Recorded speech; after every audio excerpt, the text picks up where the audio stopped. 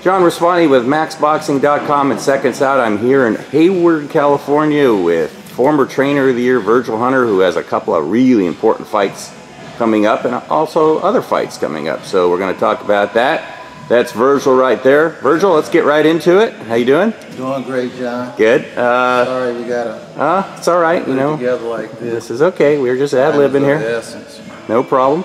So Andre Ward is fighting. It's going to. You told me it's going to be officially announced today, but it's been out there for a while. He's fighting March 26th at the Oracle against Sullivan Barrera, a pretty decorated Cuban fighter, 17-0 with 12 knockouts. Tell me what you think about that matchup for Andre. I think it's great matchup going into the division. Not taking anybody soft, not taking anybody that guarantees you a win. Formidable young man with an amateur pedigree and a proven world-class coach. I see. Now he's got a lot of power. So I mean, Andre obviously has faced guys with a lot of power, and he's a little taller. Is that you know, as a trainer, do you like it when your guy fights a guy a little taller, or does it matter at all? Or tell me what you think. Actually, I really don't know his height at all. According to Boxing Rec, he's like probably an inch taller than Andre. What is he, 6'1"? 6'1", right? Well, they're even. That's about even, huh? Andre might even be a tad taller than 6'1". I see. Okay.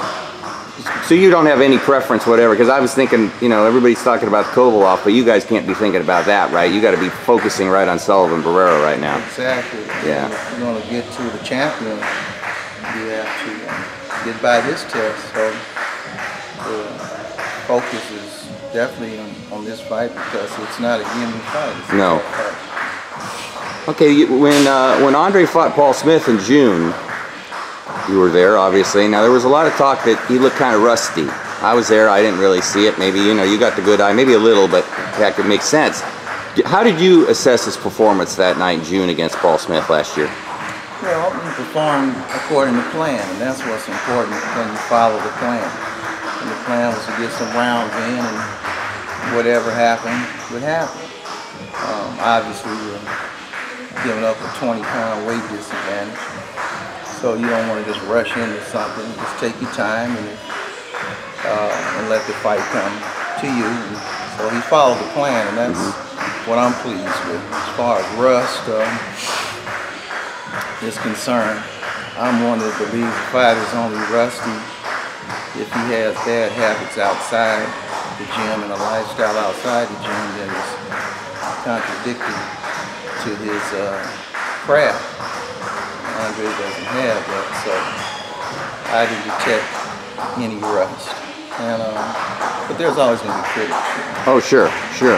So you pretty much saw what I saw. That he looked like himself, and he was sharp, and he was Andre Ward. He was fighting his usual fight, taking his time, broke Paul Smith's nose. So you were pretty pleased.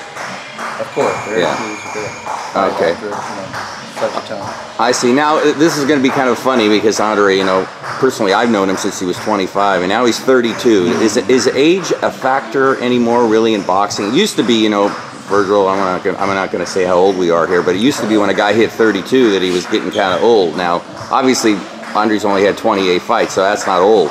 But do you think there's any truth to that, or is it all about just wear and tear? I believe it's wear and tear. There's some guys that are not even 30 that's pretty much done.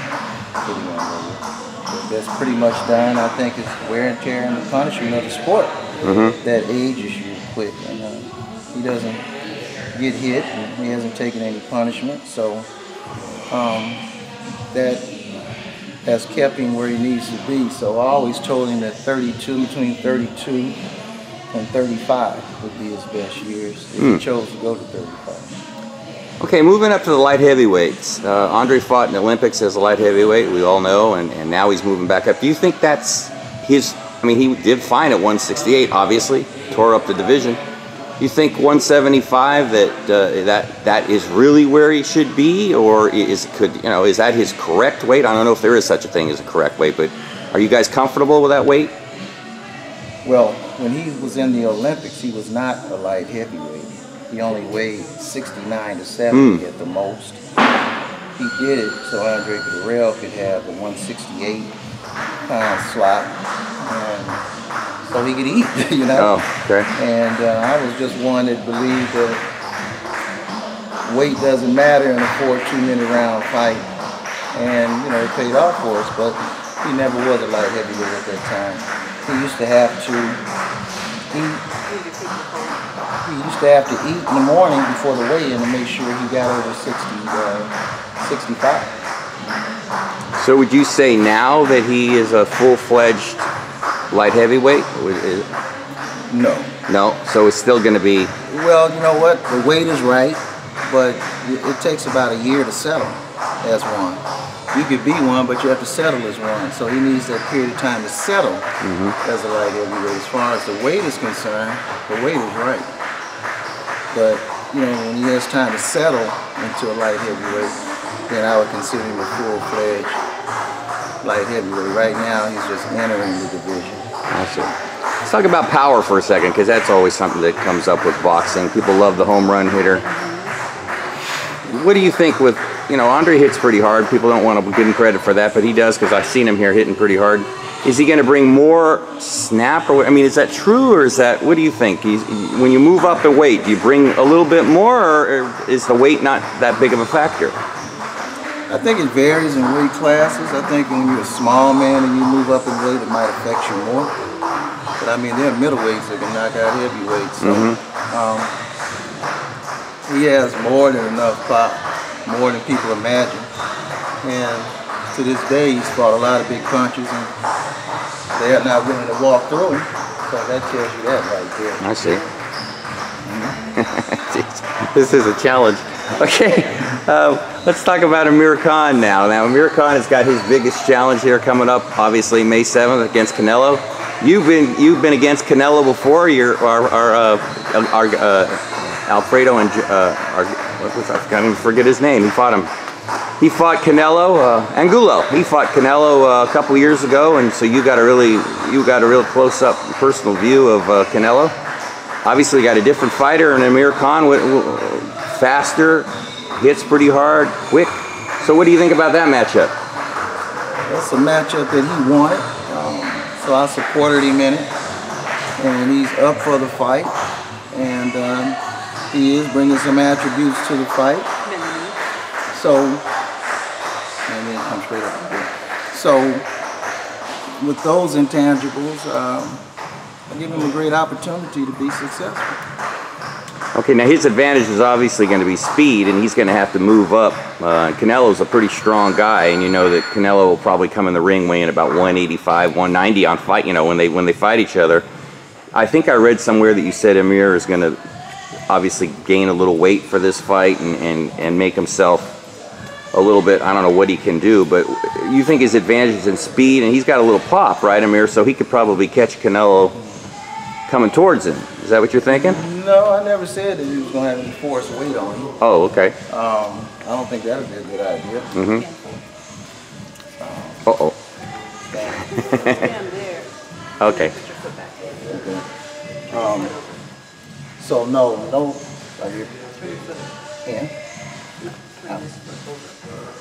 Okay. Oh, got you. Sorry. Ooh, that hurts.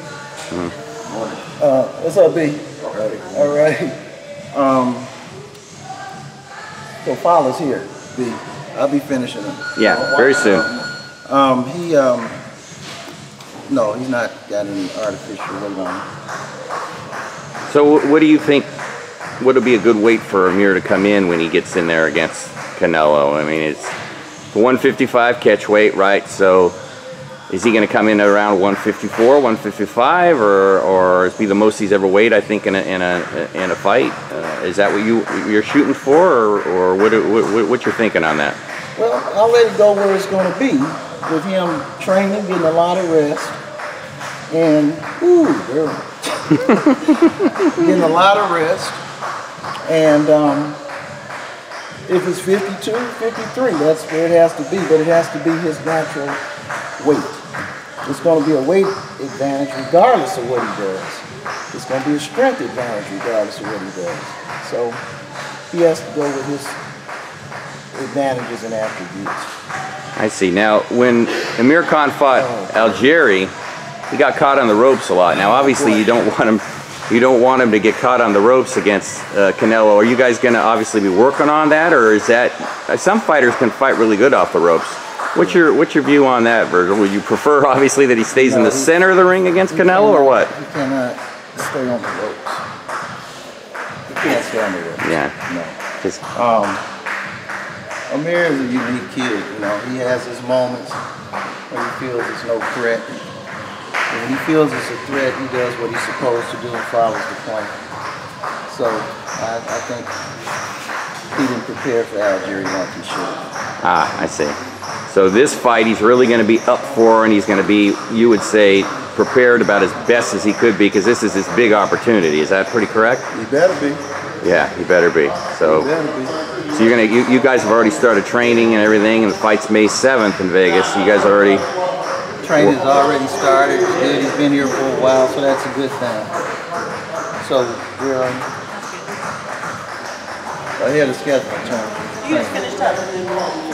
I'm sorry. That's all right. I'm sorry too. Yeah. Okay. So you're feeling pretty confident that with Amir going in there on May 7th against Canelo, that he's definitely can shock the world on May 7th. Well, look, he's got a good chance to do it. I mean, the odds are against him.